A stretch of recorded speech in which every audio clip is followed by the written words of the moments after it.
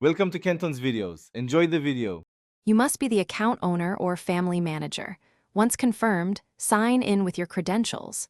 Make sure the device and apps are updated, and back up any important data so nothing is lost. Open the device or platform settings, then go straight to Family, Screen Time, or Family Link. This gets you to the controls you can change. Once there, you're ready to edit time limits and schedules without guessing where options live. Select the child's profile and open downtime, app limits, or daily limits. On Windows Family Safety, pick the child, edit screen time per device. On iOS, go to Settings, Screen Time, Child Downtime, or App Limits. On Android Family Link, open the child, then manage settings controls on Google Play or Screen Time. Change or remove schedules and per app timers, then save.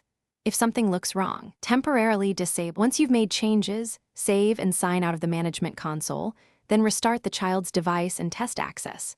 Make sure the child's device clock is set to automatic so schedules match server time.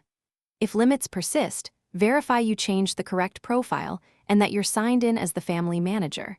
Reset passwords if necessary. If problems continue, contact the platform's support or the family manager. Don't attempt workarounds on someone else's account.